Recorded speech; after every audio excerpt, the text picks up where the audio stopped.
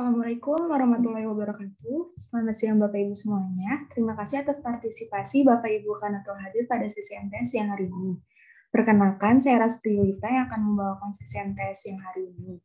MTS siang hari ini bertemakan Digital Identity and KYC dengan event flyer sebagai berikut. Nantinya peserta akan mendapatkan 2 GP hours. Berikut rundown acara hari ini yang akan dimulai pada jam 2 dan akan selesai pada jam 4 sore. Dan berikut panduan teknis dan tata tertib webinar. Yang pertama, untuk kemudahan peserta dalam mengikuti webinar, diimbau agar peserta menggunakan perangkat yang terkoneksi internet dengan baik. Kedua, username dapat dipergunakan peserta saat sesi webinar dan sesi kuis harus sama dengan nama saat registrasi. Ketiga, meeting ID hanya berlaku bagi satu undangan, mohon tidak meneruskan kepada orang lain. Keempat, peserta diperkenankan menyalakan video dengan menampilkan identitas diri. Kelima, peserta diarahkan untuk menjaga proses webinar agar selalu kondusif dan saling menghormati. Keenam, peserta dapat menyampaikan pendapat dan gagasan dengan santun melalui kolom chat atau raise hand. Ketujuh, e-sertifikat akan dikirimkan H+7 setelah webinar berlangsung melalui email yang terdaftar saat registrasi kepada peserta yang mengikuti acara sampai akhir dengan mengisi e-form feedback. Dan terakhir, sesi kuis akan menggunakan platform Quizizz dengan login ke quizizz.com dan link join akan diinformasikan di chatroom saat kuis berlangsung. Sebelum memulai sesi diskusi, saya akan membacakan CV narasumber dan moderator pada sesi MTS yang hari ini. Narasumber pada MTS hari ini adalah Pak Marsya Pribadi. Beliau merupakan Ketua Asosiasi Regtech and Legaltech Indonesia, dan beliau juga menjabat sebagai Member of Digital Finance Development di Indonesian Chamber of Commerce and Industry, Vice Chairman for the Asosiasi Fintech Indonesia. Beliau juga pernah mengenyam pendidikan di Economic Science Universitas Indonesia, Endeavor Insight Leadership at Scale Program, Endeavor Innovation and Growth Program di Stanford University Graduate School of Business. Selanjutnya, moderator kita pada siang hari ini adalah Pak Irfan Maulana. Beliau merupakan Group Head Audit Strategi TI di PT BNI Persero Tbk dan juga merupakan Markom Director di ISAKA Indonesia Chapter. Beliau telah mengenyam pendidikan di Master of Business Administration International Business di University of Birmingham, Master Economic Financial Management di Universitas Indonesia, Bachelor Electrical Engineering Computer System Engineering di Institut Teknologi 10 November. Selanjutnya, saya akan membacakan sedikit ISAKA update selama Ramadan. Next. Selama Ramadan, ISAKA menawarkan promo untuk member baru. Bagi Bapak Ibu yang baru join member ISAKA selama periode Ramadan akan berkesempatan untuk mendapatkan merchandise ISAKA yang akan diundi di akhir periode. Caranya adalah dengan join sebagai ISAKA membership dan local chapter selama periode berlangsung, yaitu sekitar tanggal 3 April hingga 1 Mei 2022 dengan mengakses link www.isaka.org/membership dan Anda bisa berkesempatan mendapatkan keuntungan lainnya setelah menjadi member ISAKA Indonesia Chapter. Merchandise yang akan Bapak Ibu dapatkan adalah power bank, smart band, dan wireless speaker. Jangan lupa share ke teman-teman dan sanak saudara Bapak Ibu untuk join menjadi member ISAKA dan berkesempatan mendapatkan jam promo selama Ramadan tahun 2022 ini. Selanjutnya, terlampir profil ISAKA. Next. Bapak Ibu bisa terus stay engaged di sosial media kita yang terlampir di share berikut ini. Next.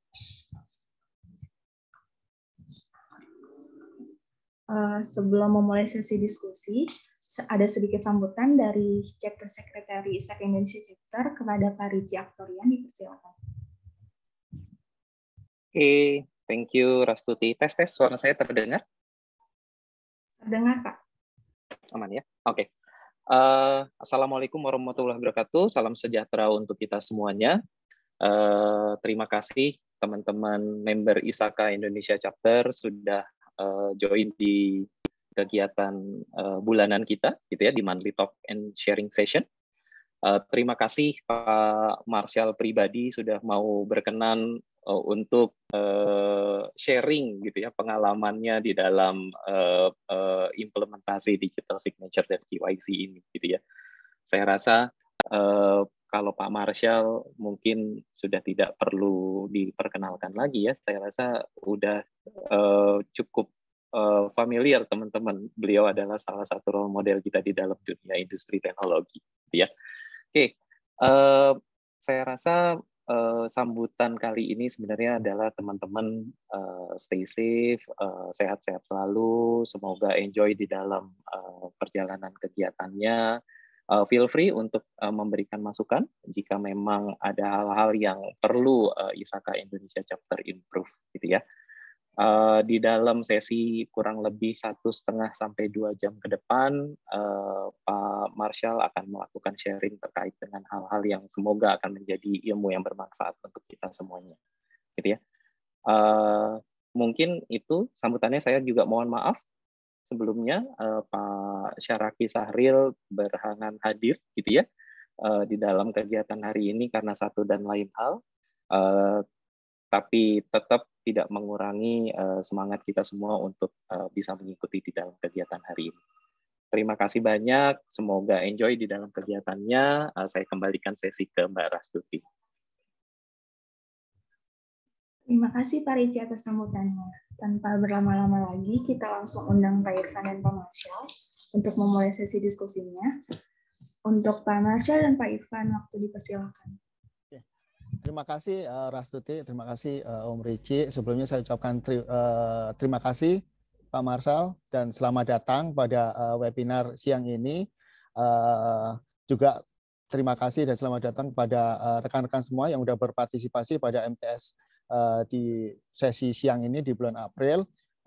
Kami akan menginformasikan bahwa topik yang akan disampaikan oleh Pak Marshall siang ini merupakan topik yang sangat, saya katakan sangat menarik ya, sangat menarik dan sangat relevan dengan kondisi saat ini. Kebetulan saya keseharian saya di dunia perbankan dan apa yang akan disampaikan oleh Pak Marshall itu juga banyak menjawab kebutuhan kita gitu ya, khususnya di industri keuangan, di mana saat ini terjadi pergeseran preferensi nasabah ya. Nasabah itu kalau hasil riset kami atau hasil riset di mana-mana, mereka udah ngurangin datang ke bank gitu ya, ngurangin datang ke kantor cabang atau ke kantor lembaga keuangan lah. Begitu juga didorong juga dengan adanya COVID, dan mobilitas baik nasabah maupun mobilitas kita sebagai pegawai juga terbatas. Jadi gimana caranya ini? Padahal salah satu kunci untuk kita bisa bekerja sama dengan nasabah untuk mendapatkan fasilitas bank gitu kan harus ada mekanisme KYC gitu ya. Gimana itu bisa terjawab gitu ya. Di satu sisi face to face kita kurangin, bahkan kalau bisa kita eliminir, tapi aturan regulator bahwa KYC, know your customer ataupun digital identity ini juga perlu kita lakukan gitu ya. Salah satu jawabannya adalah melalui eKYC yang nanti akan banyak disampaikan oleh Pak Marshall gitu. Tentunya ini juga peluang kita untuk bisa enhance bisnis kita ya, enhance bisnis model kita bisa sesuai sama kebutuhan customer yang menghindari tatap muka langsung tadi, dan juga tentu juga perlu kita ingat bahwa risiko ikutannya juga tentunya akan lebih besar. Itu mungkin dengan pemaparan dari Pak Marshall nanti kita akan lebih banyak mendapatkan informasi kira-kira apa sih eKYC, digital identity, dan apa yang bisa kita enhance bisnis model kita, apa yang bisa kita enhance dengan adanya fasilitas-fasilitas tersebut. Mungkin itu sedikit dari saya. Tanpa berlama-lama saya persilakan Pak Marshall untuk memulai materi presentasinya. Waktu dan tepat kami persilakan Pak Marshall. Silakan. Oke, makasih banget Mas Irfan, Mas Ricci, Mas Obrin, Mas Rifko, dan teman-teman ISAKA lainnya. Suatu kehormatan nih buat saya bisa berbicara di forum ini. Thank you banget udah undang saya untuk sharing gitu. Ini pesertanya juga lumayan banyak nih, tapi karena cyber security professional semua nih saya jadi agak grogi. Oke, slide-nya bisa ditampilkan atau saya nampilin? Nanti dari kami. Pak Marsal. Oh, boleh kalau gitu Mas Irfan. Kita mulai dari slide pertama. Ya. Oke, next. Oke, nah gini. Jadi bicara KYC gitu ya, ini kayaknya Mas Irfan udah hafal banget lah, namanya juga kerja di bank ya, gitu, bahwa yang namanya customer due diligence itu memang kewajiban berdasarkan POJK atau PPT gitu.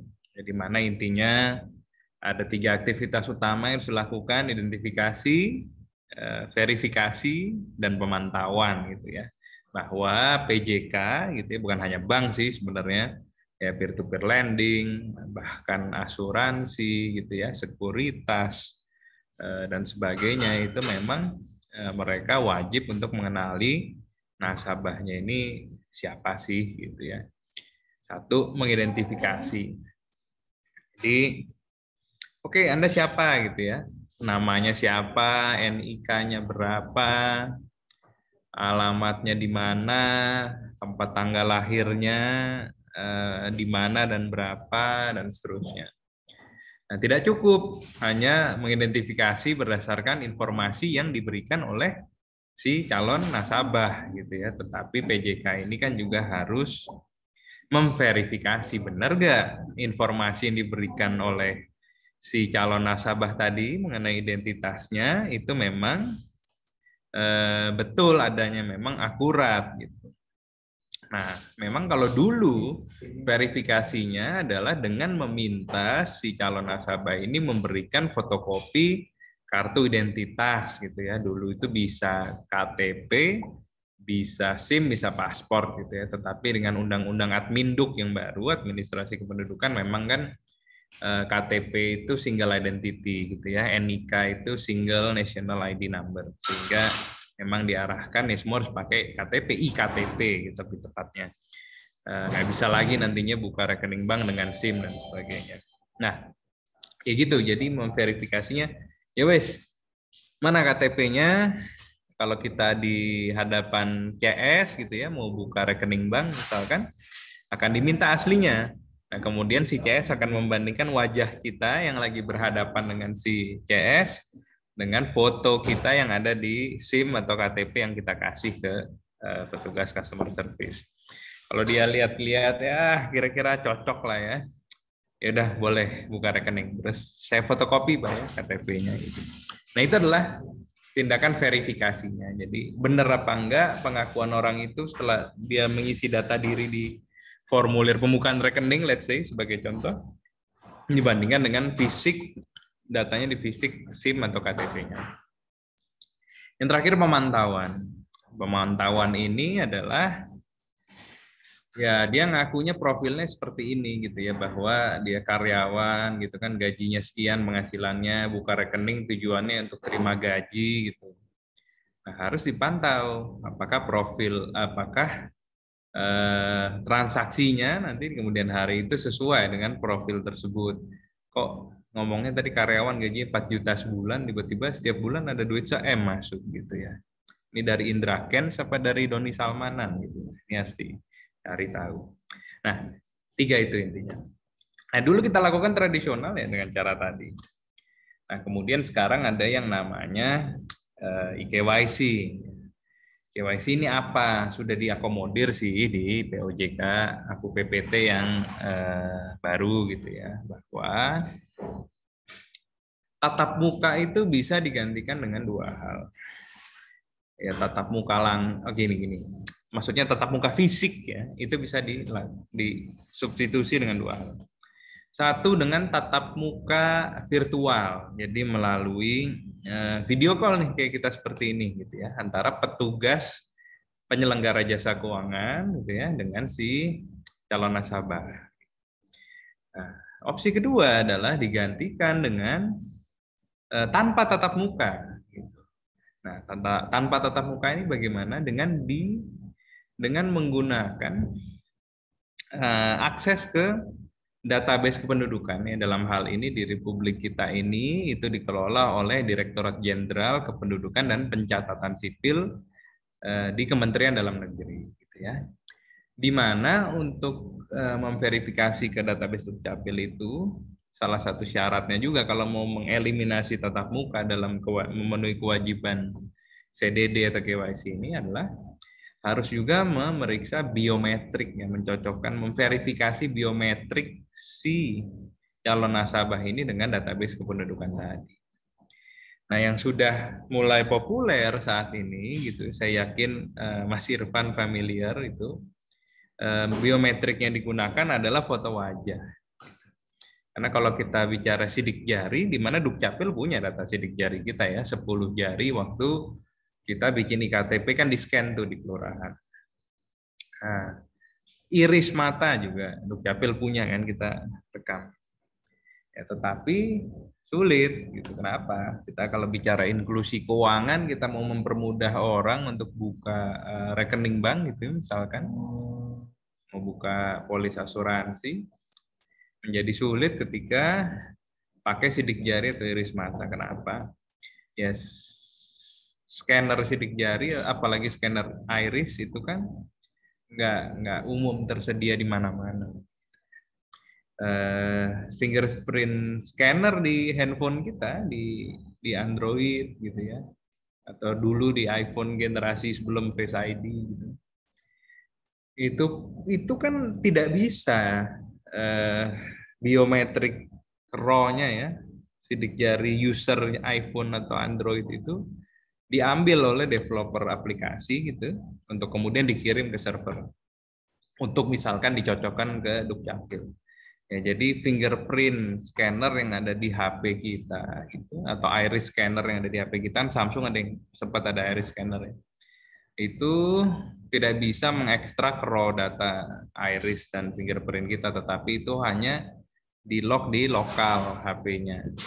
Cuman mengautentikasi user buat ya login ke device itu, ke HP itu, tapi sidik jarinya nggak bisa ditarik keluar ke server untuk dicocokkan ke Dukcapil gitu. Nah, makanya yang paling populer foto wajah biometriknya ya. Ya wajah itu memang ya salah satu biometrik manusia gitu. Intinya ciri khas dari jasmani seseorang. Nah, kebetulan negara kita ini amat sangat beruntung gitu ya. Kita adalah salah satu dari sedikit gitu dibandingkan sekian ratus negara yang ada di dunia yang pemerintahnya sudah punya identitas nasional berbasis biometrik. Itu satu. Dua, yang buat kita lebih beruntung lagi, Dukcapil ini juga sudah punya layanan facial recognition ya, berbasiskan akses API ya, di mana PJK itu PJK apapun itu bisa bekerja sama dengan Dukcapil untuk kemudian mengirimkan nih foto wajah calon nasabahnya yang lagi mau buka rekening atau apply kartu kredit gitu ya, untuk kemudian di server Dukcapil dibandingkan foto itu dengan foto yang ada di database mereka yang adalah foto dulu kita difoto di kelurahan waktu bikin KTP elektronik. Dan kita beruntung juga kamera yang dipakai Dukcapil di seluruh kelurahan untuk memfoto orang yang mau bikin iktp itu resolusinya amat sangat baik, amat sangat tinggi. Nggak di semua negara foto ID-nya itu setajam itu. Jadi ya meskipun ada kasus korupsi iktp besar-besaran beberapa tahun silam itu, ya tapi minimal tuh kameranya mahal, itu mahal beneran itu. Nah, jadi facial recognition kita sangat akurat, bukan cukup akurat, sangat akurat gitu, untuk memverifikasi apakah betul NIK sekian namanya Mas Irfan itu sama wajahnya dengan yang ada di Dukcapil. Nah, itu adalah alternatif yang diperbolehkan oleh POJK di mana tanpa tatap muka, jadi tanpa video call sekalipun, kalau pakai verifikasi biometrik ke Dukcapil tadi, boleh. Nah, next slide.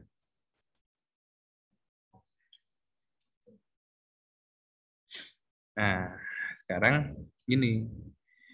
Apa sih masalah dari KYC tradisional tadi ya? Kita harus datang ke cabang bank, ya mungkin kalau di Jakarta masalahnya macet gitu ya. Macet nih ke cabang bank bisa habis 45 menit 1 jam nyetir. Belum parkirnya mahal. Nah, kalau di daerah lebih ngeri lagi.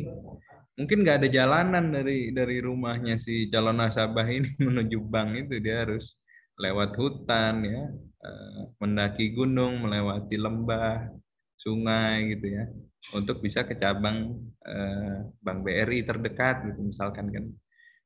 BRI paling banyak tuh cabangnya di pelosok. Nah, itu juga pain point, biaya, waktu, kesulitan dan sebagainya. Nah, jadi dengan eKYC gitu ya, tadi verifikasi biometrik itu atau video call ya itu sudah bisa menghemat itu yang namanya calon nasabah harus travel ke cabangnya penyelenggara jasa keuangan. Nah, kalau bahkan nggak menggunakan video call dengan petugas bank bisa lebih lagi menghemat. Tidak perlu lagi ada petugas bank yang hanya melayani video call, bisa hanya langsung verifikasi biometrik ke Dukcapil gitu. Secara friksi user experience gitu untuk user onboarding jauh lebih baik. Kenapa? Karena kalau nunggu harus video call petugas itu kan kadang harus janjian waktunya ya. Itu kadang kan yang nggak ketemu gitu. Pasti ditelepon, calon nasabah ini juga lagi ada kegiatan lain. Dan sebaliknya si calon nasabahnya bisanya malam, petugasnya nggak bisa malam, misalnya nggak 24 jam dan seterusnya. Sehingga akhirnya ya target akuisisi nasabah si bank PJK itu ya bisa terhambat gitu ya kalau memang harus mengatur waktu untuk video call. Nah, jadi eKYC ini sudah mulai diterapkan beberapa bank, klien privy sendiri sudah cukup banyak ya termasuk BNI gitu ya. BRI, Mandiri, CIMB Niaga dan sebagainya sudah menggunakan metode itu. Nah, next. Menggunakan eKYC ini. Nah, Bapak Ibu,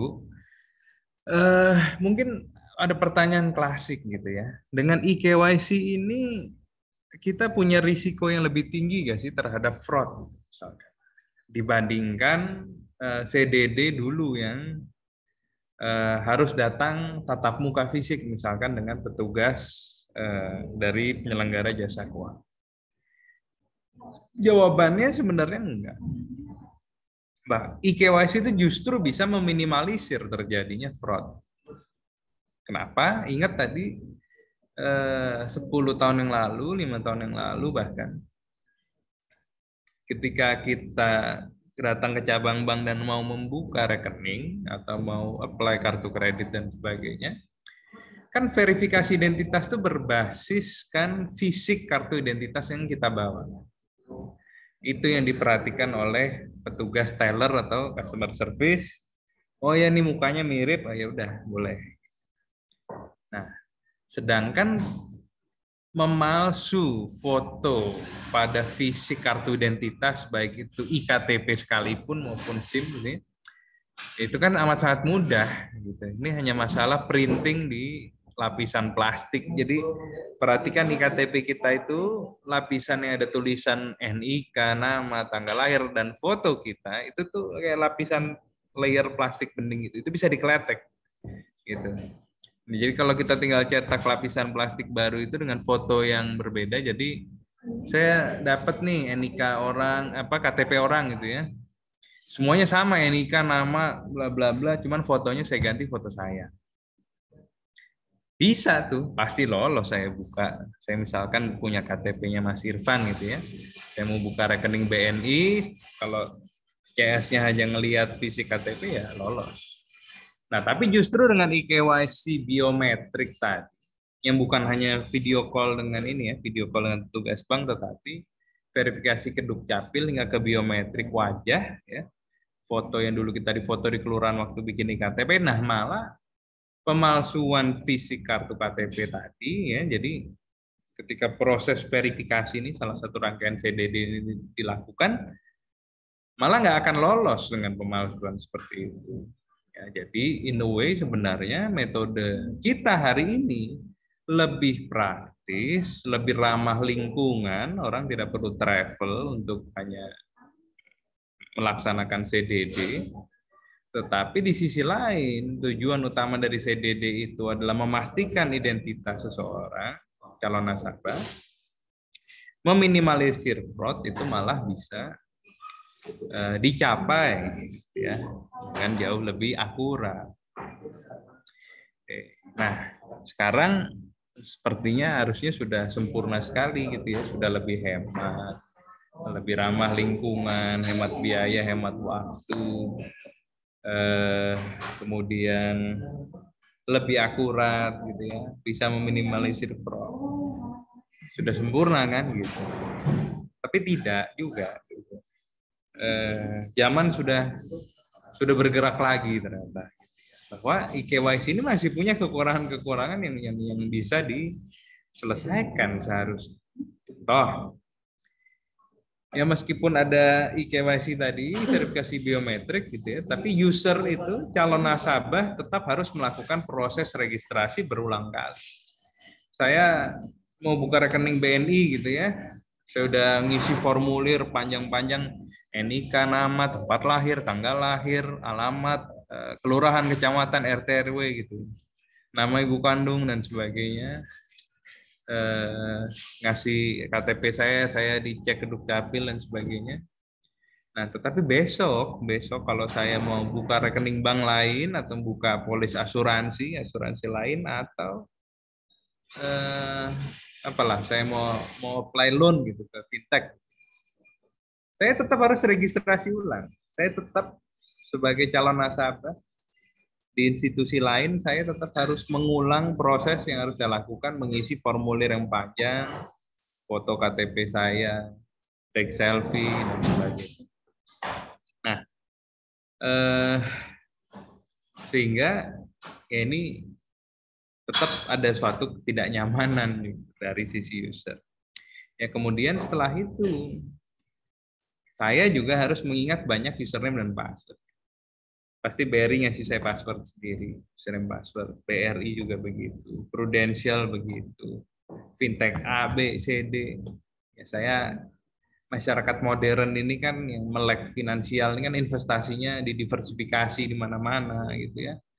Kredit card juga mau promo ini promo itu jadi kredit cardnya banyak. Rekening tabungan juga sekarang banyak promo jadi banyak rekening.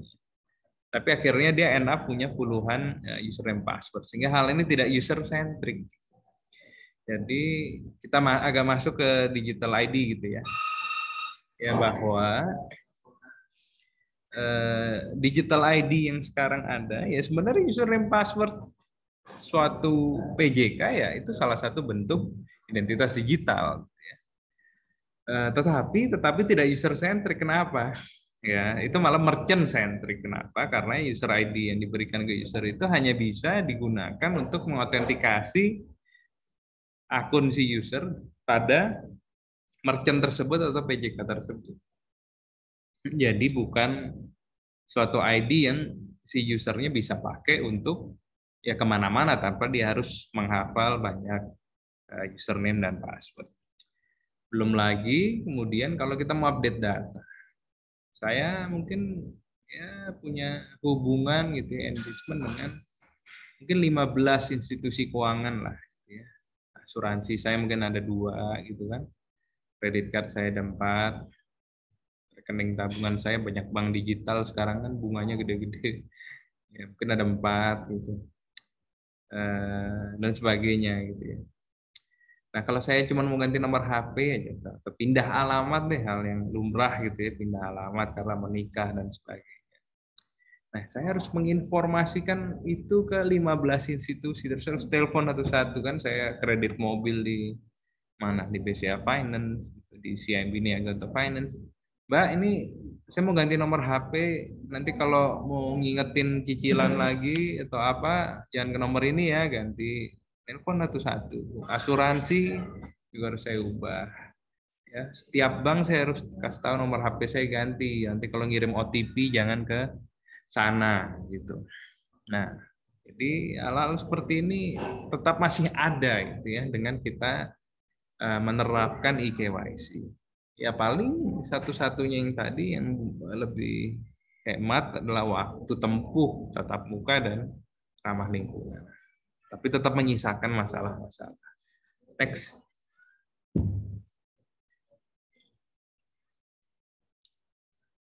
Nah, Pak Ibu, jadi gini,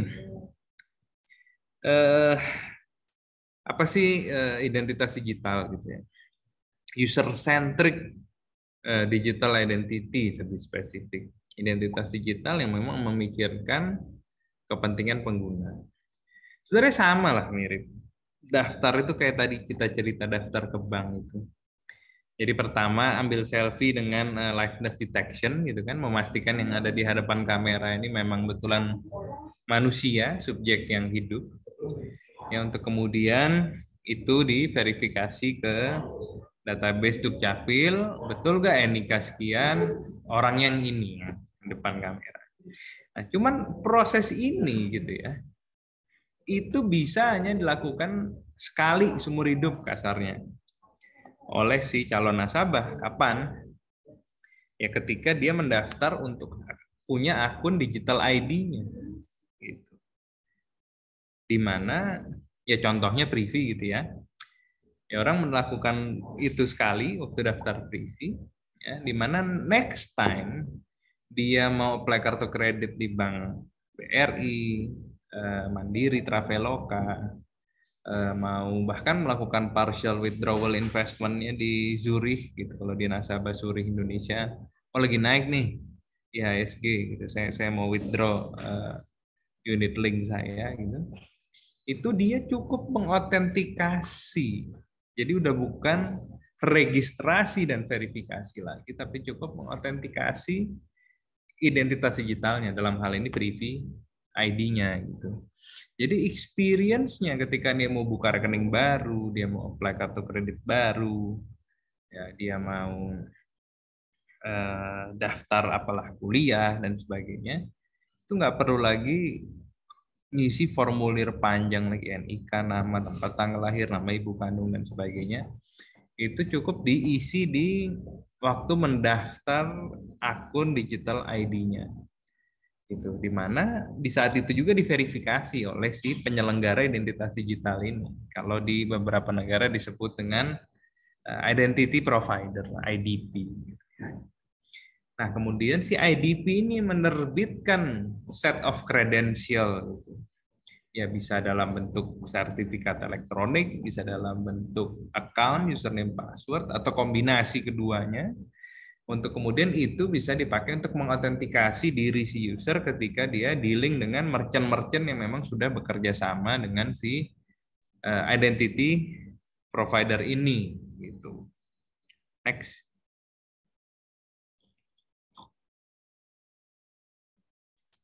Ya, jadi cukup dengan satu ID, kemudian orang itu bisa memaintain tuh profilnya dia.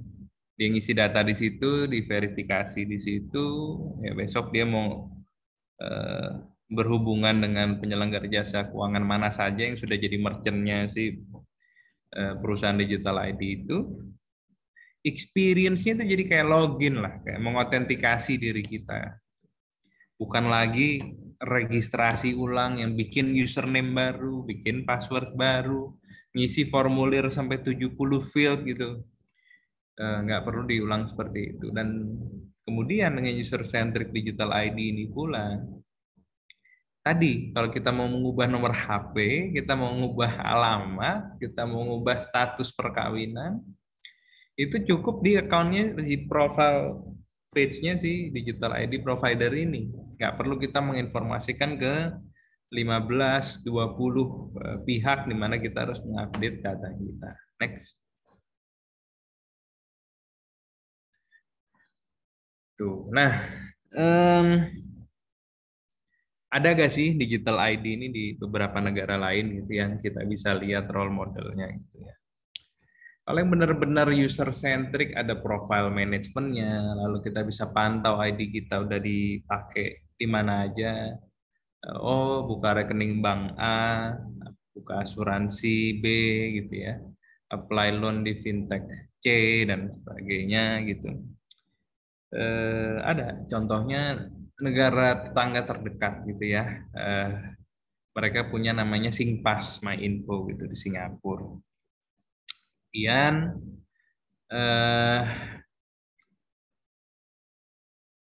Estonia. Estonia itu dulu dia punya e-residency, sekarang jadi National Digital ID-nya mereka, yang dimana itu sudah bisa dipakai untuk berbagai hal tuh. Digital ID-nya orang Estonia. Apalagi India itu punya namanya Aadhaar gitu ya. Ya, tetapi memang Aadhaar ini belum seversatile itu ya, belum seversatile si Singpass dan si Estonia gitu dalam hal user centricity-nya gitu. Pengelolaan profilnya, apps-nya gitu ya, sangat user centric, itu belum sebegitunya, tetapi ya Aadhaar ini ya sangat sukses karena mengingat jumlah penduduk India besar sekali. Mereka kan sentrisnya ke biometrik gitu ya, yang jelas orang di sana tinggal nongolin diri gitu ya, pakai sidik jari gitu, pakai muka, bisa jadi tuh buka rekening bank selesai gitu. Cuman memang pengelolaannya, administrasi dari sisi usernya belum seversatile itu. Thailand itu sudah mulai bikin National Digital ID. Gitu. Dan menarik juga, NDID-nya Thailand itu mayoritas sahamnya dimiliki swasta. Gitu. 35%-nya dimiliki pemerintah. Entah gimana ceritanya gitu ya, kebetulan Privy itu seperti itu. Jadi 35% sahamnya dimiliki BUMN. Telkom, Bank Mandiri, Telkomsel gitu ya. 65%-nya dimiliki oleh swasta. Ternyata di Thailand juga si NDID-nya, National Digital ID-nya seperti itu ternyata. Oke, next. Oke. Kemudian apalagi UK gitu ya. UK ini punya nih gov.verify.uk. Ya, jadi bahkan untuk login ke website pemerintahannya untuk kita mengurus inilah urusan-urusan dengan pemerintah, urusan administrasi kependudukan atau ngurus izin gitu ya. Itu kita mengautentikasi diri bisa dengan identity provider yang bahkan bukan dari pemerintahnya. Jadi bisa dengan ID yang di-provide oleh swasta. Contohnya si DG Identity itu, sama ada ID dari kantor post office ya. Jadi kantor pos kan bisnisnya mulai menurun nih dengan adanya email gitu ya. Jadi kantor pos kan udah terlanjur punya cabang banyak. Jadi orang datang ke cabang kantor pos untuk membuat account ya Post ID, dan ini ada di Australia juga. Jadi di Australia itu ada Australia Post gitu ya sebagai provider digital ID. Jadi kita datang kantor pos, tatap muka, diverifikasi. Mohon maaf, Australia tidak secanggih Indonesia dalam hal biometrik penduduk. Ada ya punya national ID berbasis biometrik.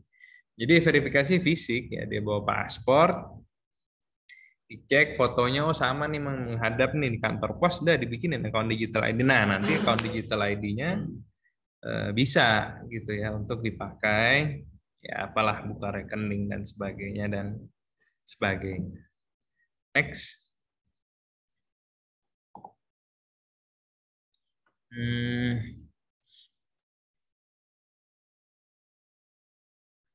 Ini kayak beberapa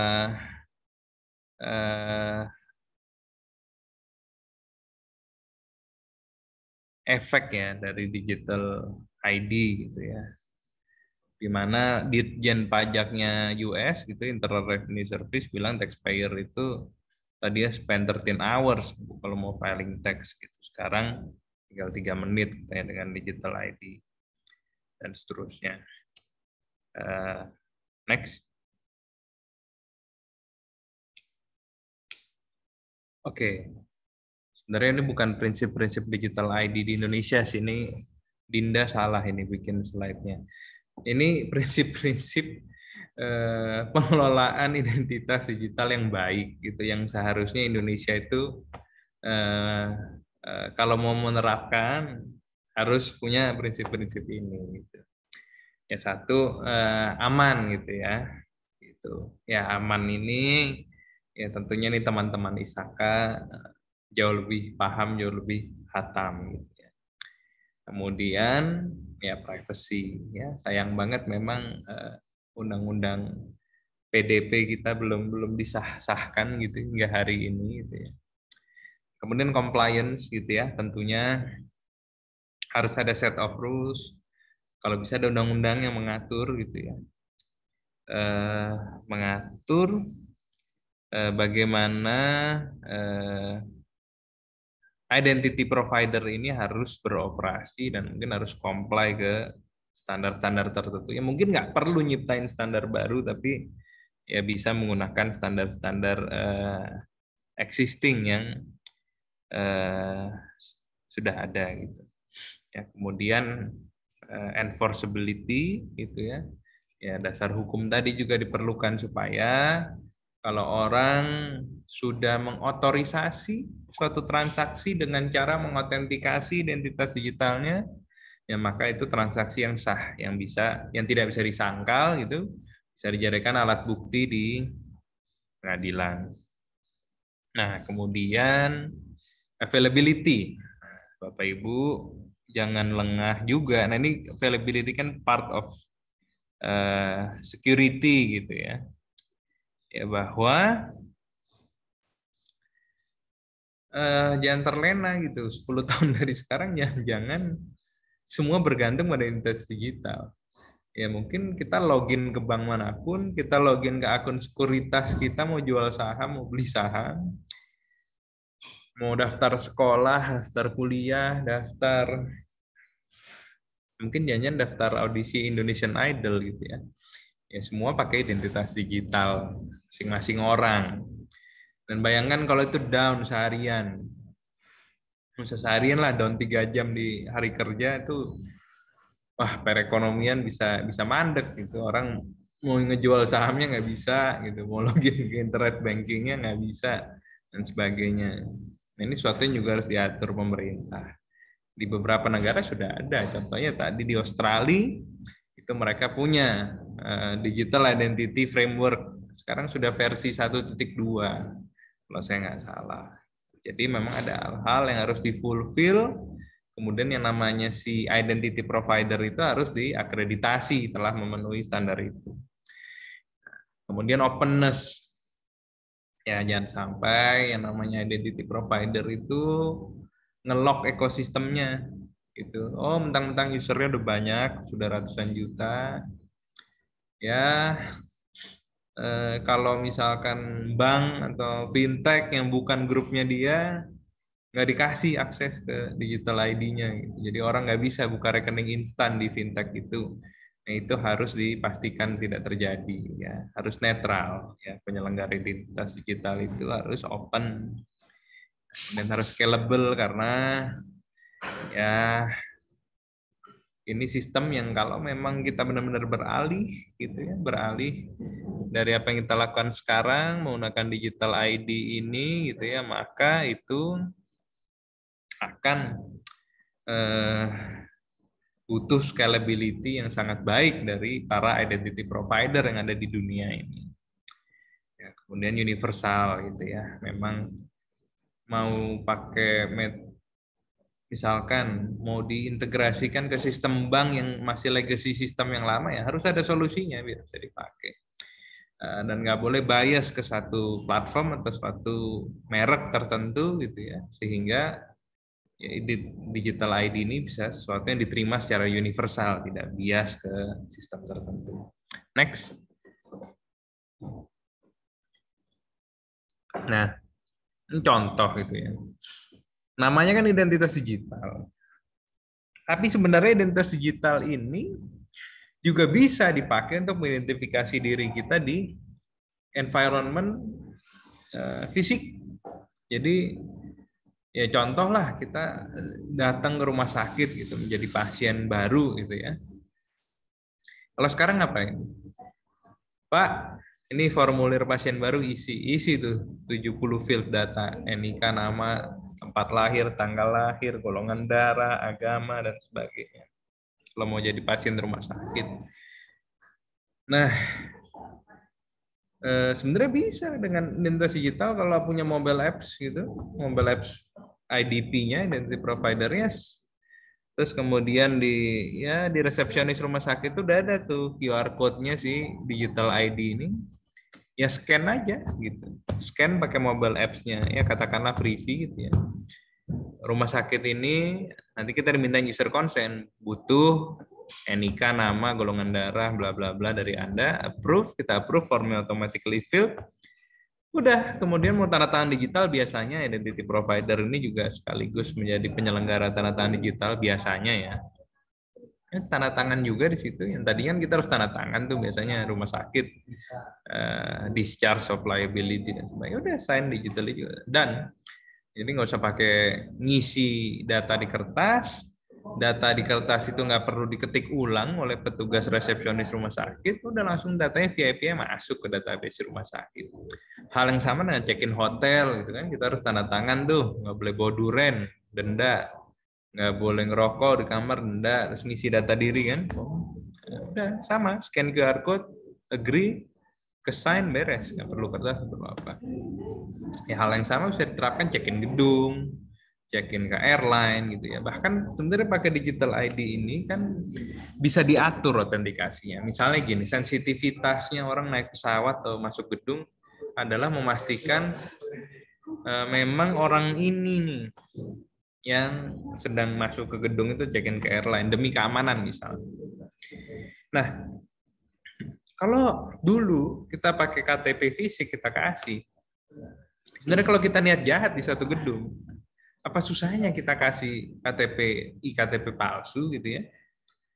Ya si satpam atau si resepsionis gedung juga mana tahu tuh KTP asli palsu. Gitu. Atau bahkan bukan KTP palsu deh, KTP asli itu KTP orang lain, fotonya yang kebetulan mirip sama kita gitu kan, kadang nggak diperhatiin juga. Nah, tapi kita bisa atur autentikasi levelnya, kalau scan pakai digital ID ya bisa lewat gitu. Atau memang diatur minta lebih rigid, orangnya disuruh selfie.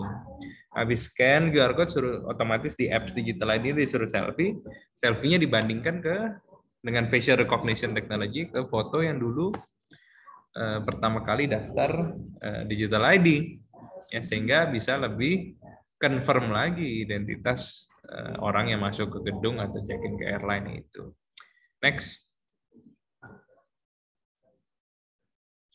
Nah, cek Peduli Lindungi gitu. Ya, daripada orang punya banyak apps, ujung-ujungnya nggak user centric lagi, bisa juga Peduli Lindungi itu kebetulan di Privy sudah diintegrate, bisa scan pakai apps Privy untuk check-in Peduli Lindungi di berbagai tempat publik gitu. Next. Nah, ini tadi nih saya cerita struktur kepemilikan, kebetulan di Thailand sama nih di Privy. Next.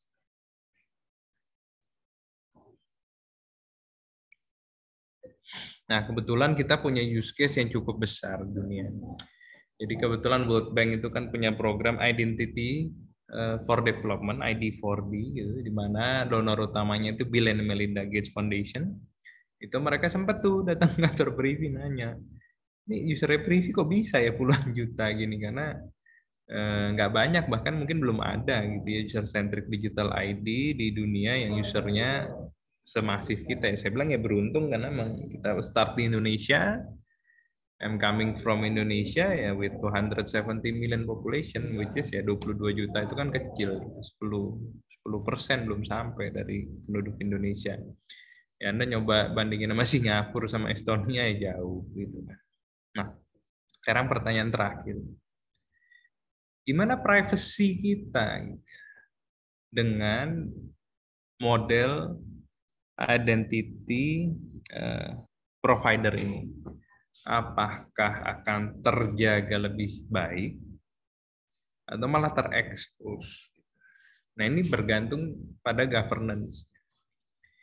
Contoh, Kalau kita sekarang ke shopping mall gitu ya, kemudian dikejar sales kartu kredit, Pak mau bikin ini nggak kartu kredit Visa Platinum gitu. Di momen kita bilang iya mau, oh iya mau Mbak, apa yang dilakukan? Pak KTP dong Pak, saya minta, saya fotokopi.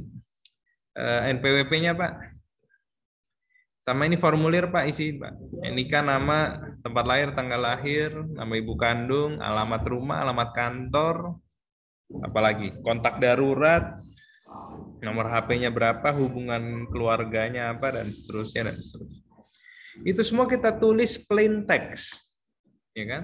Telanjang di formulir itu yang ya bisa dibaca masih sales, kartu kredit jelas.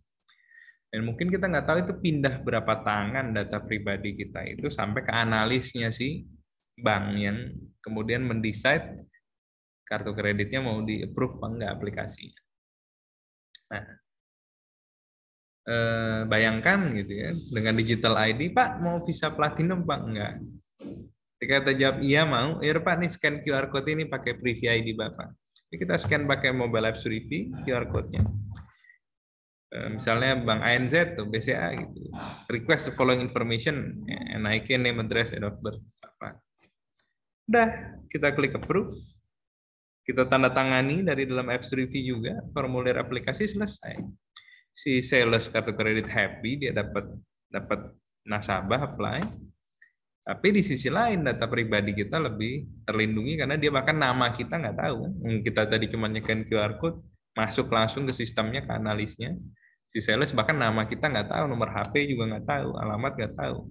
Bandingkan dengan cara tradisional tadi yang memang semua data pribadi kita itu plain text kita berikan ke sales yang mungkin pindah berapa tangan sampai ke ini, ke analisnya. Nah, itu suatu perspektif. Perspektif lain gitu. Bahkan ke depannya gini. User centric digital ID ini itu seharusnya bisa meminimalisir banyaknya data point, ya, data pribadi kita yang dipegang oleh banyak institusi. Contoh, sekarang tadi deh standar NIK, nama, tempat tanggal lahir, nama ibu kandung, bla bla bla bla bla, data KTP dan seterusnya gitu ya. Data pekerjaan apa-apa banyak. Itu kan kalau kita punya rekening bank 4, polis asuransi 4, kartu kredit 4 gitu ya, rekening sekuritas 2, terus kita nyicil mobil di multi finance mana gitu dan sebagainya, ya akhirnya data kita ada di belasan institusi keuangan yang berbeda. Ya bahkan mungkin kita nggak member sesuatu lah yang bukan financial institution, yang member apa kayak department store, member mall, member gym gitu ya, juga kita mensubmit tuh KTP apa dan sebagainya. Nah, sebenarnya buat apa sih gitu? Buat apa setiap jenis industri itu mengkolek data kita sebanyak-banyak? Apakah e-commerce itu perlu tanggal lahir kita misal? Jangan-jangan dia cuma perlu sebenarnya alamat kita, nomor HP deh, buat ngirim barangnya, sama buat konfirmasi kalau nggak ada orang di rumah ngirim. Sisanya nggak perlu mungkin harus.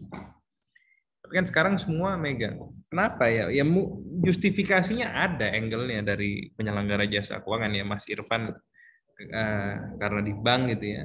Ya kita butuh tuh semua data point itu untuk memastikan orang ini beneran itu, kita mau cek konsistensinya. Mungkin argumentasi utamanya itu.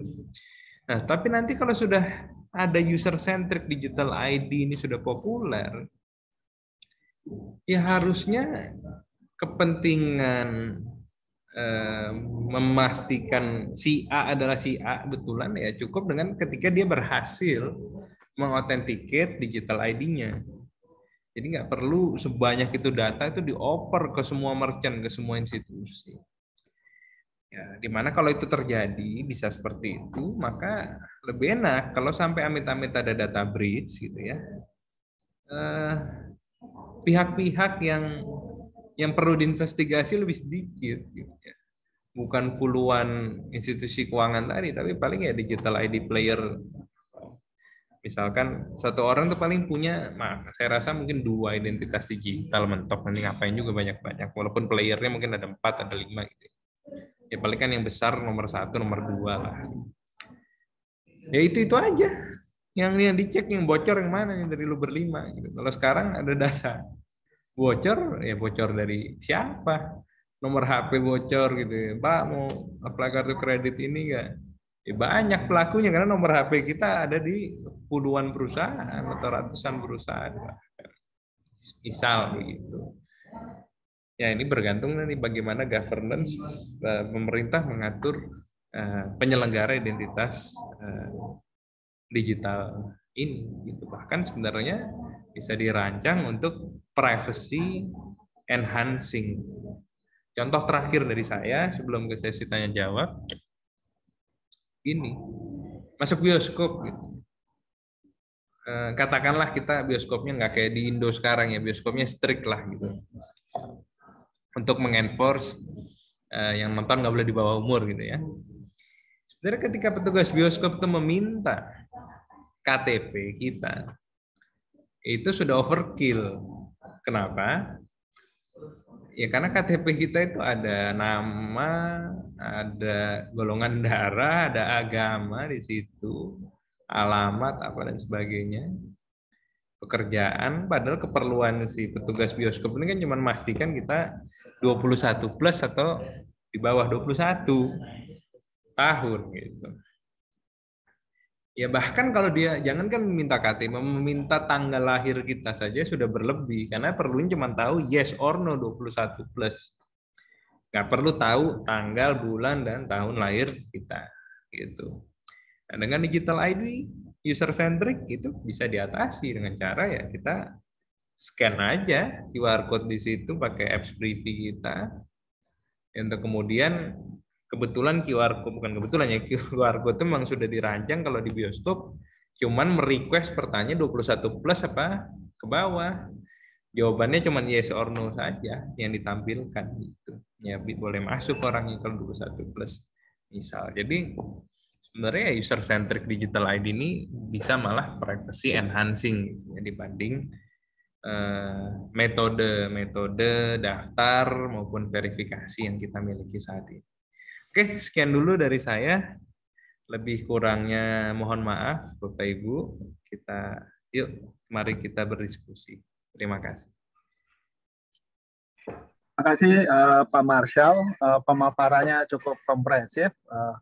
Kita banyak dapat insight lah. Saya yakin rekan-rekan di sini semua dapat insight yang cukup menarik nih dari Pak Marshall. Kebetulan saya di BNI juga kita udah kerjasama ya Pak Marshall ya.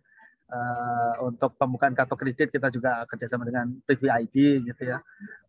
Kemudian juga di kami untuk pembukaan rekening tabungan juga kita ada kerjasama juga dengan EKYC. Memang kalau EKYC mungkin saat ini sudah cukup cukup masif juga udah penggunanya. Cuman yang cukup menarik tadi yang banyak disampaikan terkait dengan digital ID. Mungkin ini juga masih PR bersama gitu ya, gimana kita bisa mendorong ini gitu. Karena terus terang saya juga mengalami yang tadi disampaikan Pak Marshall, pain point dengan belum adanya digital ID ini, kita ke hotel harus scan atau fotokopi KTP, nyerahin, kemudian kita banyak berhubungan dengan lembaga tertentu, kita harus input data lagi. Nah, kondisi-kondisi seperti itu tentunya akan cukup mengganggu lah kita dari sisi nasabah. Kita kan sekarang pengennya tuh yang journey kita tuh yang seamless, terus kemudian kita juga pengennya itu yang nggak terlalu melakukan aktivitas yang ulang-ulang gitu ya, kalau bisa sekali aja kenapa terus. Tapi memang banyak PR ke depan lah yang perlu kita jalani saat ini. Nah, mungkin saya buka sesi tanya jawab untuk rekan-rekan di webinar pada siang ini. Silakan jika ada yang ingin ditanyakan. Mungkin sambil nunggu ada yang tanya, mungkin saya akan tanya dulu Pak Marshall untuk terkait dengan KYC dan digital ID ini. Saya terus terang tertarik dengan yang digital ID itu Pak Marshall. Mungkin ada 2 yang pengen saya tanyakan saat ini. Yang pertama dari sisi bisnis. Tadi ada beberapa use case yang udah disampaikan lah, mungkin itu yang bisa kita manfaatkan. Cuman mungkin kan masih apa ya, masih jarang sekali gitu ya digital ID di Indonesia gitu ya, user centric. Nah, kalau sepengetahuan Pak Marshall, kira-kira coverage-nya udah berapa persen sih? Misalnya Privy ID itu udah kerjasama dengan Oke. Ya coverage. Jadi kita mungkin bisa langsung memanfaatkan itu aja, kita nggak perlu input data lagi gitu, atau mungkin digital ID player lainnya gitu ya. Mungkin coverage-nya gimana sih di Indonesia datanya itu. Yang pertama. Oke, terus. Yang kedua yang saya tanyakan terkait dengan pelindungan data pribadi ya. Mungkin memang RU-nya belum ada. Nah, kalau kebetulan saya di perbankan tuh kasus-kasus contact offer gitu cukup masif lah. Saya terus terang belum pernah dengar untuk yang digital ID, apa karena ketutupan oleh produk perbankannya atau produk lembaga keuangannya atau gimana. Nah, mungkin bisa diceritakan. Sorry, Mas Irfan, apa tadi? Contact offer ya? Iya, contact offer lah. Kalau di perbankan kita sering dengar lah ya, contact offer gitu. Akun-akun mobile banking lah atau kartu ATM lah lewat card skimming macam-macam gitu ya. Nah, kalau di dunia digital ID ini sejauh ini khususnya di Indonesia gimana ya? Karena kalau kita lihat di Indonesia juga social engineering masih cukup sangat tinggi gitu. Makasih Pak Marshall. Oke, Mas Irfan. Oke, coverage gini.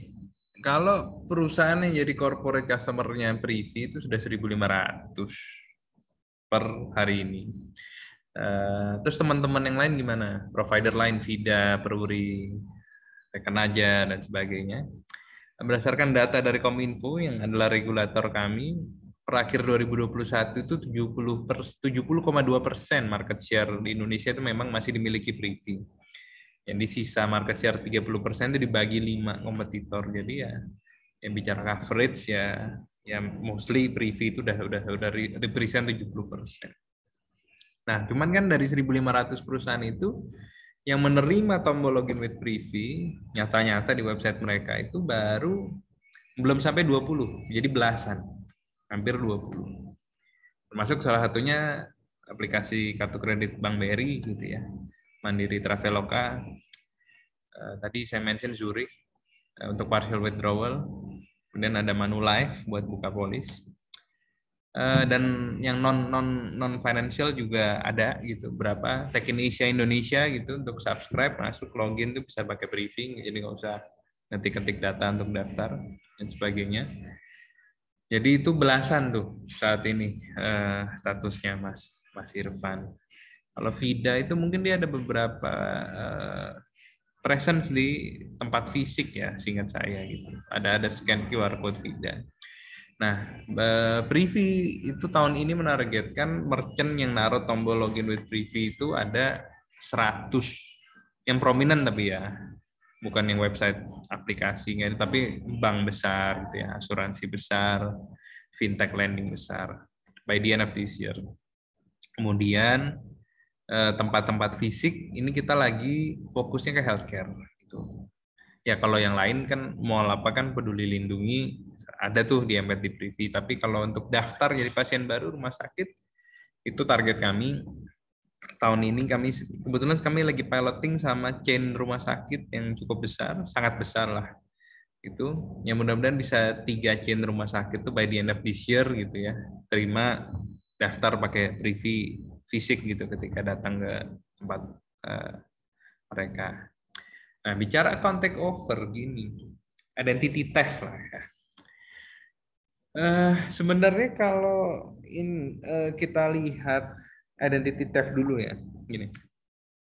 Kalau dulu saya mau ngutang atau apply kartu kredit atau KTA gitu ya, atau utang ke fintech mengatasnamakan Mas Irfan gitu ya, itu malah lebih mudah loh dibanding pakai user centric digital ID. Kenapa? Untuk saya apply loan itu saya cukup harus punya image KTP-nya Mas Irfan. Yang mungkin bisa saya dapat dari mana-mana lah. Teman saya satpam di gedung mana, resepsionis di gedung mana, Mas Irfan masuk situ, naruh KTP kan bisa difoto. Gitu. Ya, kemudian di luar KTP saya butuh beberapa data lain lah, misalnya jangan-jangan di sosmed ada dapat. Atau misalnya bocor dari teman-teman sales kartu kredit gitu. Yang nakal lah gitu, oknum lah gitu ya. Lengkap tuh. Nah, bermodal ini saya bisa apply loan atas nama Mas Irfan, selesai.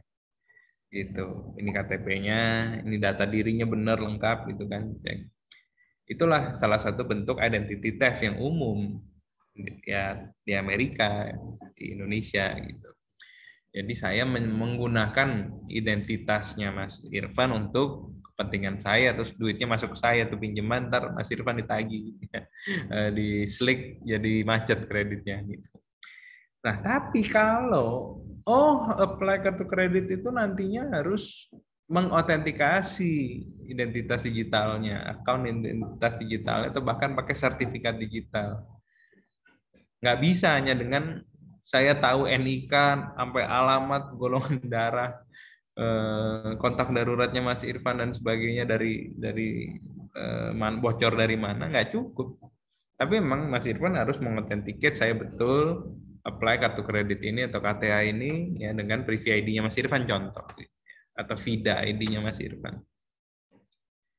Kan lebih susah. Karena kan berarti saya harus ya social engineering dulu Mas Irfan dan sebagainya. Itu satu step nih ya kita ngomong identity theft. Tapi kalau secara account takeover-nya sendiri, gini, ya nanti bisa dibantu dengan regulasi kalau memang pemerintah Indonesia sudah memprioritaskan pengaturan mengenai digital ID. Karena sekarang kan open ya, tidak dilarang, cukup di-encourage, tapi nggak ada pengaturan yang khusus gitu. Nah, di beberapa negara ya memang bukan undang-undang levelnya, tapi framework yang saya cerita di Australia tadi ada digital ID framework, udah versi 1.2. Di Malaysia mereka baru merancang undang-undang, belum jadi. Di Amerika Serikat sudah jadi bill, sudah jadi rancangan undang-undang, udah masuk ke Kongres. Nah, inti kata diatur. Misal gini, hal-hal yang sensitif, misalnya pembukaan rekening atau aplikasi hutang ke PJK gitu ya, itu nggak boleh pakai username password doang misal, tapi harus liveness detection selfie lagi. Jadi kalaupun Mas Irfan tahu username password saya, tahu entah gimana saya ngasih OTP saya misalnya ke Mas Irfan, tapi kalau saya harus liveness detection live gitu ya, nggak bisa foto dikirim ya, harus benar-benar depan kamera, saya harus ngomong gitu, saya setuju untuk jadi nasabah bank ini gitu kan, ya mungkin akan lebih susah kontak covernya gitu, kecuali memang secanggih itu social engineering-nya Mas Irfan ngasih saya duit 500.000 untuk saya mau di depan kamera ngomong ya saya setuju mau ngutang ke bank BNI gitu misalnya. Ya hal-hal itulah true regulation itu bisa diatur untuk minimalisir autentikasinya untuk hal tertentu yang berhubungan dengan finansial lebih rigid misal. Oke, terima kasih Pak Marcel. Ini udah ada beberapa pertanyaan, mungkin saya bacakan. Pertanyaan pertama Pak Marcel. Yang pertama dari Pak Yusri Amsal. Pertanyaannya adalah dengan akan diberlakukannya fee terhadap siap akses oleh pemerintah, bagaimana implikasinya terhadap penggunaan digital ID ini oleh FSI atau lembaga keuangan, pro dan cons-nya gitu. Kira-kira seperti itu, Pak Marcel. Saya rasa nggak ada pro dan cons-nya ya, maksudnya netral saja ya. Tadinya kan kayak Privy ini ngecek ke Dukcapil gratis gitu, berarti kan kami harus bayar nantinya kan. Gitu. Jadi setiap orang mau bikin akun Privy kami harus bayar berapa, Rp1.000 di berita gitu kan. Ya nggak masalah, maksudnya 1.000 itu angka yang amat sangat lumrah untuk kami absorb, Rp1.000 itu untuk kemudian orang bisa punya sertifikat digital dan akun Privy ya. Secara bisnis sih nggak ada masalah sih fee itu Mas Irfan. Oke, terima kasih. Saya lanjut ke pertanyaan berikutnya dari Pak Zaki Ahmad. Bagaimana pihak digital ID provider mencegah terjadinya seseorang memiliki lebih dari satu digital ID. Jadi misalnya satu orang memiliki lebih dari satu Privy ID gitu. Ya, jadi memang semua teman-teman penyelenggara sertifikasi elektronik Indonesia gitu ya, Privi, Vida, Teken Aja, Pruri dan sebagainya. Itu memang diwajibkan dan setiap tahun berkala diaudit oleh Kementerian Kominfo gitu ya, untuk punya sistem namanya CP dan CPS ya, Certificate Policy dan Certificate Practice Statement, CP dan CPS gitu ya. Di mana CP-CPS-nya harus sesuai dengan CP-CPS-nya root Certificate Authority-nya Kominfo. Nah, salah satu yang diatur di CP-CPS itu adalah registrasi, verifikasi identitas, sampai penerbitan sertifikat elektronik. Ya, itu memang wajib satu NIK, satu nomor induk kependudukan tuh hanya punya satu Privi ID, gitu.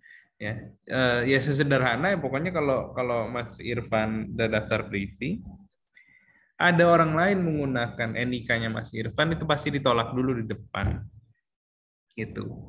Bahwa ya nggak bisa daftar pakai NIK itu, gitu. Jadi bahkan nggak perlu sampai verifikasi biometrik dulu, gitu. Ke Dukcapil ngehit, ngapain? NIK-nya udah jelas terdaftar, tolak lu, maaf NIK ini terdaftar. Kalau Anda memang pemilik NIK ini, Anda yakin bukan typo, itu baru oke, Anda harus selfie dengan liveness detection. Kita coba cek ke Dukcapil, apakah datanya ganda, cuman belum pernah sih sampai sekarang ada data biometrik ganda di Dukcapil. Gitu. Oke, kita lanjut ke pertanyaan berikutnya dari Pak Afriyadi ini. Pertanyaannya adalah, digital ID ini apakah kedepannya kita user hanya menunggu merchant atau bank bekerja sama dengan Privi, atau bisa dibalik agar user bisa memilih Privi dan saat ke bank atau institusi user bisa memilih menggunakan Privi untuk submit data? Wah, itu idenya luar biasa Pak Brian. Kalau bisa dibalik gitu sih, wah saya happy banget. Cuman agak sulit ya. Maksudnya balik lagi, kecuali udah ada undang-undang, nggak usah undang-undang, dah level peraturan lain lah, peraturan OJK atau apa gitu ya, yang khusus mengatur IDP gitu ya, identity provider, gitu. Bahwa orang bisa punya user centric digital ID, misalkan PJK wajib menerima itu. Gitu. Tapi kalau sekarang nggak bisa, harus mengharapkan kerjasama satu-satu, yang saya bilang tadi masih di bawah 20 nih yang nerima login with Privi, gitu. Ya, kami berkomunikasi intens dengan Kementerian Koordinator Perekonomian. Kebetulan mereka salah satu yang dipikirkan tuh kebijakan mengenai digital ID ini bersama dengan Kementerian Dalam Negeri, karena Dukcapil Kementerian Dalam Negeri dan Kementerian Kominfo nih soal teknologinya, pengamanannya BSSN. Itu kami berkoordinasi erat, ya mudah-mudahan lah ya by next year gitu pemerintah bisa mengeluarkan regulasi khusus gitu mengenai identity provider ini, mengikuti negara-negara lain yang trennya sudah ke sana, ya nanti mungkin caranya Pak Afriyadi itu bisa dipakai tuh dibalik gitu. Pak Marcel, masih ada 2 pertanyaan lagi Pak Marcel. Ya. Saya bacakan pertanyaan selanjutnya dari Pak Paulus Puguh.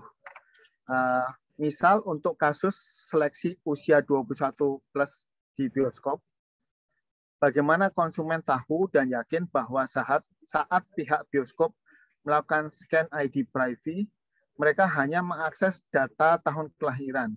Selain itu, sesuai RUU PDP, bagaimana proses pemberian konsen melalui Privi? Nah, gini. Jadi IDP itu harusnya sistemnya itu memang fleksibel gini. Merchant itu merequest apa gitu. Jadi QR code itu kan bisa di-set. QR code ini nge-requestnya hanya 21 plus ya atau tidak.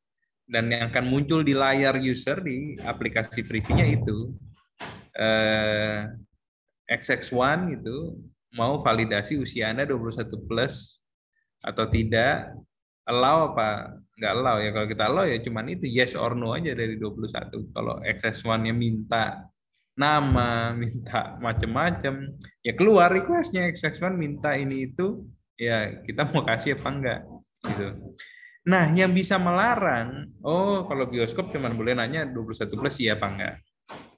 E-commerce cuma boleh punya alamat sama nomor HP misal. Rumah sakit boleh punya golongan darah, boleh punya rekam medis dan sebagainya. Apalagi bank boleh punya alamat kantornya orang ini, penghasilannya orang ini, misal. Ya kan, lain-lain nih sesuai kebutuhan. Yang mengatur itu harusnya itu undang-undang PDP ya, perlindungan data pribadi itu turunannya. Di mana setiap industri itu didefine. Anda usahanya apa, Anda cuma boleh mengelola data pribadi A, B, C, D yang adalah sesuai dengan keperluan si lembaga ini dalam menjalankan layanannya. Kayak tadi e-commerce, kalau saya nggak boleh tahu alamat Anda, saya mau kirim kemana? Kalau saya nggak punya nomor HP Anda, ntar alamatnya salah, saya mau konfirmasi kemana gitu loh. Nah, cuma di draft terakhir, kalau saya nggak salah, di rancangan undang-undang BDP kita, memang belum sebenetil itu sih. Diserahkan lebih ke prinsip ya, prinsip seminimal mungkin setiap penyelenggara layanan hanya boleh meminta data sepanjang data itu memang diperlukan untuk mereka menjalankan layanannya.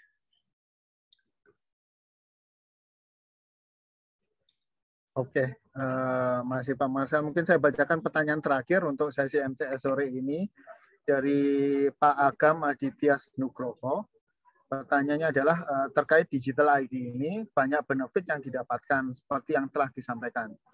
Apa saja infrastruktur yang perlu disiapkan bagi institusi yang akan mengadopsi layanan tersebut dan bagaimana memastikan risiko cyber dapat dimitigasi dalam pemanfaatan digital ID tersebut? Oke, sebenarnya sederhana. Itu mengkonsum API login with privy kami. Mirip sama kalau Bapak Ibu kan sekarang bisa nih naruh, misalnya Bapak Ibu punya website, punya e-commerce, punya atau bikin game gitu. Kan bisa naruh tombol login with Facebook, login with Google gitu ya. Itu mirip. Nggak jarang juga login with privy dari 20-an merchant tadi itu disandingkan dengan login with Facebook dan login with Google. Jadi cukup mengontak privy atau apa teman-teman penyelenggara identitas digital lainnya. Nanti kami berikan dokumentasi API-nya, kita buat kontrak ya karena kan kita butuh perjanjian bahwa ini bukan soal komersial doang ya, malah komersialnya masih sangat loose kami. Tetapi lebih ke pengelolaan data, bahwa data yang Anda minta ke user privy itu memang diperlukan untuk aktivitas jasa Anda. Dua, kalau sudah data kita oper, itu tanggung jawab pengelolaan ada di Anda terhadap si user, udah bukan ke privy lagi, dan seterusnya, dan seterusnya. Kontrak udah nanti kita kasih kredensial API-nya, udah bisa connect, bisa taruh tombol login with privy-nya, infrastrukturnya nggak banyak, ringan sekali, bahkan nggak perlu tambahan infrastruktur. Kalau dari segi mitigasi risiko cyber gitu ya, semua data kami kirim encrypted gitu ya. Paling nanti kita sepakati ini kan protokolnya, kita pakai SSL atau apa pengirimannya. Saat ini sih kami belum enforce harus pakai list line ya, jadi nggak semua merchant itu harus punya list line ke data center privy. Hanya untuk ngoper itu kita encrypt datanya, kita buat tunneling gitu. Gitu sih paling. Oke, terima kasih Pak Marsal. Sesi tanya jawabnya ada kira-kira 5 atau 6 pertanyaan. Jawabannya cukup komprehensif dan kami ucapkan terima kasih Pak Marsal. Mungkin saya mewakili rekan-rekan yang hadir dari sini, mungkin kita bisa tepuk tangan secara virtual untuk Pak Marsal ya. Terima kasih banyak Pak Marsal pemaparannya. Sukses ke depan untuk Pak Marsal dan juga Privy ID. Sehat-sehat, mudah-mudahan ke depan kita bisa bekerja sama lagi. Terima kasih banyak mewakili rekan-rekan yang ada di sini Pak Marsal. Saya kembalikan ke host, terima kasih. Rekan-rekan ISAKA, sehat dan sukses juga. Terima kasih banyak. Terima kasih Pak Irfan dan Pak Marshall atas sesi diskusinya. Semoga sesi tersebut dapat bermanfaat untuk kita semua. Selanjutnya kita akan masuk ke sesi kuisis, di mana kita ada sedikit refreshing setelah mendapatkan ilmu dari Pak Marshall. Untuk tim ISAKA, bisa tolong untuk menampilkan kuisisnya.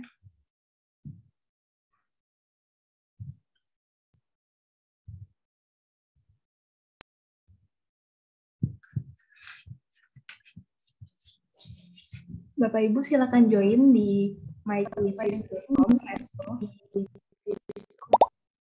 dengan join code 126368. Untuk link bisa diakses pada kolom chat di bawah.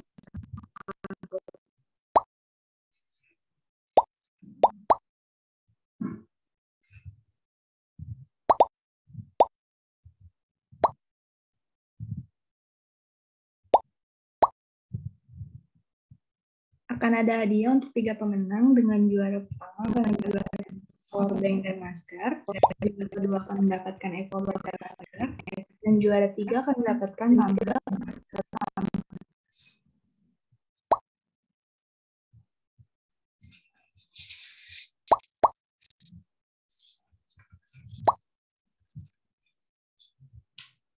Sambil menunggu peserta yang akan join, saya akan kepada Bapak Ibu, selama bulan Ramadan, ISAKA menawarkan promo undian untuk Bapak Ibu yang join dari ISAKA dalam periode 3 April hingga 2020 akan berkesempatan mendapatkan powerbank, smartband, dan wireless speaker. Jangan lupa untuk join ya, Bapak Ibu.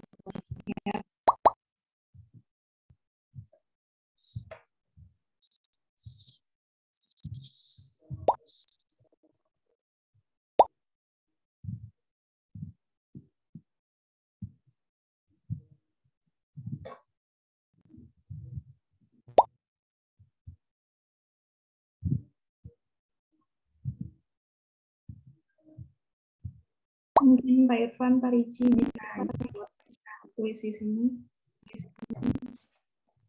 Dan Bapak Ibu lain peserta pada sesi yang hari ini bisa ikut kuisisnya.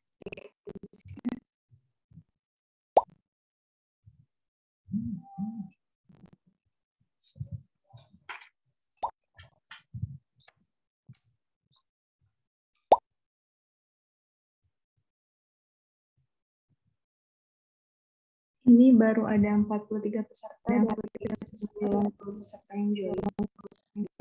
Dan dasar ini kita tunggu sekitar 3 menit lagi mungkin.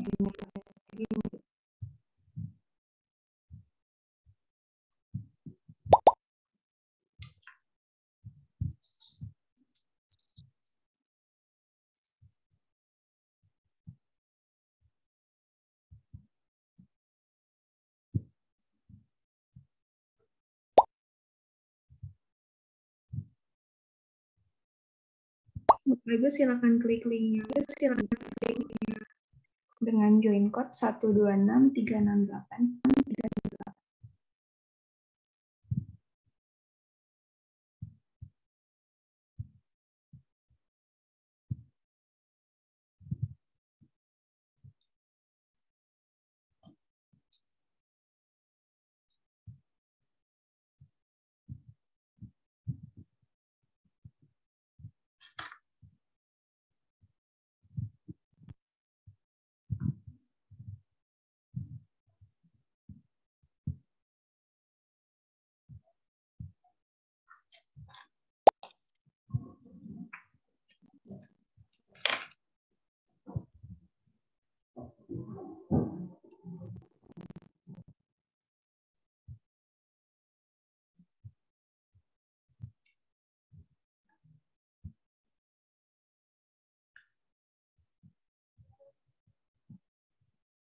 Mungkin dari tim ISAKA bisa kita mulai.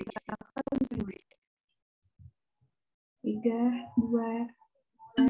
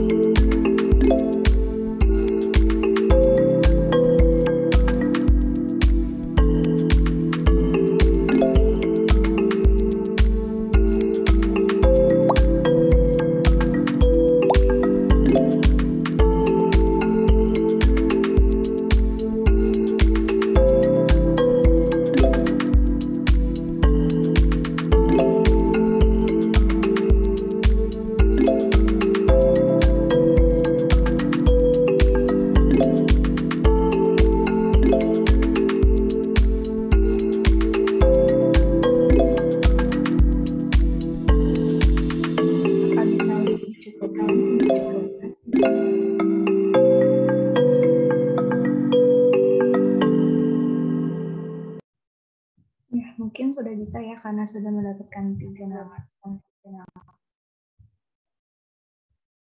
Selamat kepada juara 1 yaitu Pak Koko, juara 2 yaitu Pak Iko, dan juara 3 yaitu Pak Nova. Kepada para peserta diharapkan untuk mengkonfirmasi hadiah ke email admin@isaka.or.id. Terima kasih Bapak Ibu atas